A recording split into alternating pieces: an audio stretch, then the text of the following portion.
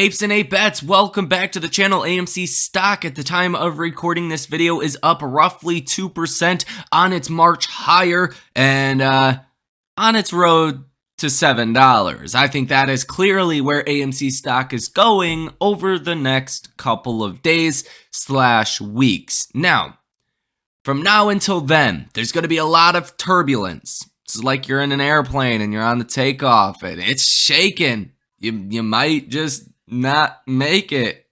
You start crossing your fingers. That's how the markets are going to feel tomorrow. And you're getting some pretty bad news coming from FRC today that is not good. Now, the markets are rallying off of this, up 0.65% on the S&P 500, but FRC, First Republic Bank, is failing. Over this weekend, they are going to announce that the FDIC is putting that bank in receivership. That means no money out, basically. No money in, no money out. FDIC controls it to limit the damage and to disperse appropriate funds. Now, market's starting to take a little bit of a nosedive here, a little bit of turbulence. Like I said, I think that's a pretty good example, and I do apologize if anyone's about to get on a flight or something. You'll be fine, okay? Now, this article right here says, First Republic most likely headed for FDIC receivership, sources say. Shares drop 40%. Now, the markets, they look at this like the Fed's not going to be able to raise as aggressively. Another bank failed. Well, that's going to mean rate cuts sooner. Now, historically speaking, when the first rate cut happens, stocks bottom out about 2 weeks after that. So it's typically a bearish thing. Markets this time around, they're looking at it as a positive thing. Who knows what's going to happen, when the first rate cut ultimately does come. But we're not getting it for a long time. And that's something the markets are going to have to face, because earnings, sure, they've been decent with a very low expectation. The whole time the markets have been going higher in 2023, earnings estimates have been getting lower, and people are just expecting the earnings per share to come in the second half of the year, right? They're kicking the can down the line. And that's a problem for the markets. Now, coming in this next upcoming week, you are going to have Fed Powell on May 3rd. And that's going to be the real kicker here, because we're all expecting a 25 basis point rate hike. And then after that, we're expecting a pause. Now, I'm sure that's what the Fed tries to communicate, but they're also going to reiterate that they are data dependent. And just simply not letting a pause come at this following meeting is potentially not what the markets are prepared for. And I think that could be a very volatile event, and that will be on May 3rd. Now, also on May 5th, you're going to get Apple earnings. Now, Apple earnings, well, that is the final straw that could break the markets back. Now, I'm not going to sit here and forecast the markets are going to hit new lows, but these things coming together can add, again, this reference, turbulence to this market and send the markets down lower, especially when you consider that maybe 3 banks failing with hundreds of billions of dollars of assets under management is not a good thing. Maybe that narrative does start to change and people see it for what it is. Who knows? Some of that is speculation. We'll see what happens. But I'll tell you right now, this is not a good thing like the markets are reacting today. It's not a good thing. So I think this opens a lot of potential opportunity for all of you guys to, not financial advice, don't listen to me, but I personally took out some shorts today because it's going to get bad. Whether it's next week, whether it's the week after that, or the week after that, you're going to see some downside here over the next couple of weeks. Now, why is this important, specifically pertaining to AMC? We've talked about this many, many times now. Hedge funds, they're using stocks such as Apple, Microsoft, Google, Tesla, Nvidia, Amazon, your large names, your top 10 S&P 500 stocks, and they are using that to fuel the collateral requirements of shorting AMC. Now, when collateral goes down, they have to put up more collateral or they have to hedge out their positions. And I think that is what you are seeing right now. Due to the FUD, the fear, uncertainty, and doubt, hedge funds are feeling that maybe this trade does not go through. Maybe this arbitrage trade gets rejected in the courts, or maybe it just takes a long time. Maybe it's not the end of June. Maybe it's August where we do get this trade ultimately going through. With cost to borrow rates in the hundreds of percent ranges, you gotta hedge out your positions, because if you just hold a short position from now until June, July, or August, you're going to lose just off of the cost to borrow rates alone. And that is why AMC stock, in my personal opinion, is again positive here today. And we're going to $7 per share. I think that's almost a certainty in my mind. I'm not a financial advisor.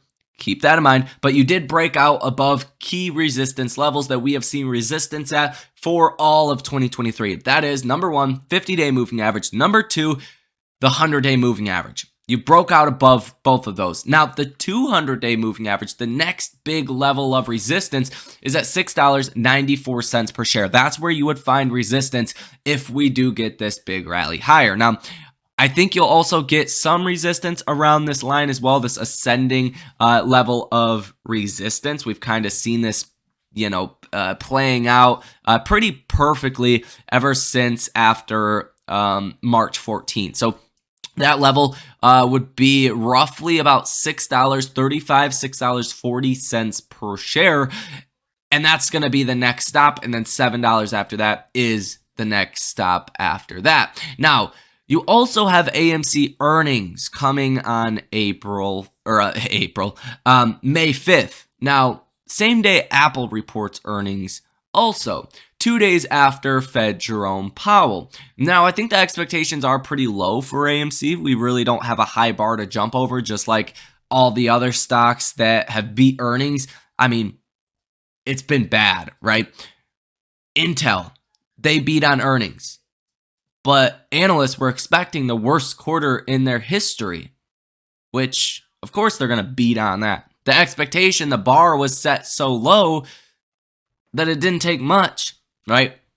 And ultimately, if companies are beating on a low bar, that's not good. At the same time, the price of their stocks are going higher.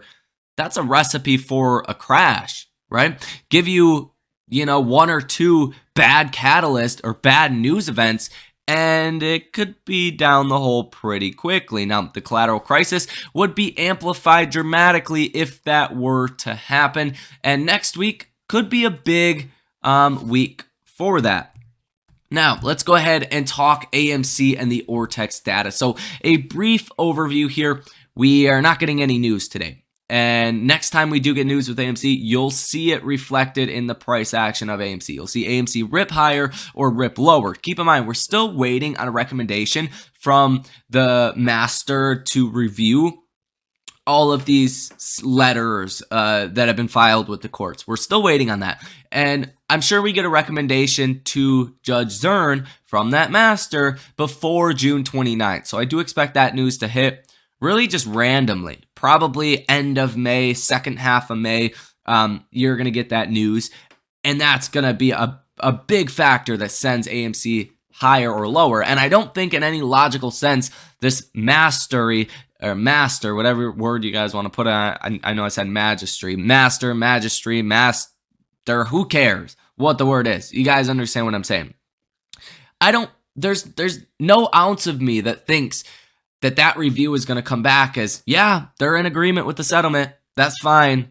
No, that's not going to happen. I think at the very minimum, you get a revote of common stockholders, and I think that could be a catalyst in and of itself to send AMC stock up a lot higher. But from what happens now until then, I think you do get a lot of hedging for that upside move, aka some hedge funds are going to feel the FUD, the fear, uncertainty, and doubt that maybe this trade will not go through, or maybe it will take too long, and due to the cost of borrow rates, you'll have to see buying with AMC because of that. So I do expect continuous bullishness into AMC stock. Hopefully that makes some sense. If you guys are confused on that, comment down below. Let me know what you guys are confused about, we can clear that up for you. Now, as far as the overview of the short interest, $706.5 million worth of short positions on AMC. Estimated short interest of free float, 26.24%. Free float out on loan, 35.82%. Shares out on loan, 185 million. Days to cover, 5.06. Cost to borrow, trailing 3-month average at 256.87%. And again, 100% share utilization. If we look at the live short interest, we're getting a reading of 26.03%, 134.41 million shares that are currently sold short. Cost to borrow average 355%, cost to borrow max 359%, cost to borrow minimum 332.12%, with 200% cost to borrow rates from Interactive Brokers. So hedge funds, they are feeling the squeeze here. And literally this trade now, if you got into this trade as soon as it was announced as this arbitrage trade, right? Short AMC, go long and ape. Based off the cost to borrow rates alone and the equity gain that you've seen in AMC stock, it's like 30% on the year or 20% on the year. Pretty sizable. Well, you're down. There is no way to make this a profitable trade. It's literally impossible here. So I do think, again, what I'm saying here is why AMC stock is going to continue to be incrementally bullish. Now, until we get news, I don't expect a 10 or 20% day, but when we do get news, then I would expect to see a bigger percentage gainer. I think you kind of melt up higher until that ultimate news catalyst does arrive. Now, and it might be next week with earnings. That's a possibility. I think a decent reason, a pretty understandable reason why some shorts have not covered on their short position or fully hedged out their potential downside, aka buy AMC or buy some calls on AMC to limit their loss, limit their exposure, is because, hey, if AMC's fundamentals are not improving, if the fundamentals are deteriorating, and we see that on earnings, I mean, ultimately, reverse split or not, shouldn't the stock go down, right? Doesn't that make a lot of sense? So I think after earnings as well, you might see a little bit more or maybe a lot more bullishness with AMC. And historically, 2 to 4 weeks after earnings, AMC stock does tend to rally 50 to 100%.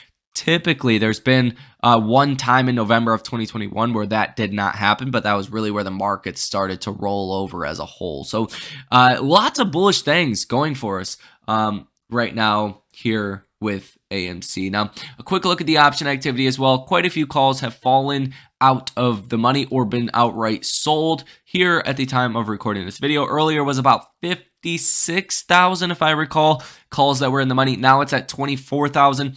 Out the money calls at 144,000. In the money puts at 44,740. Out the money puts at 285,000, guys. So that is going to do it for this video. Really be on the lookout for any of news that comes out over this weekend or potentially by the end of the day today or an after hours trading today, because the FDIC is taking over First Republic Bank.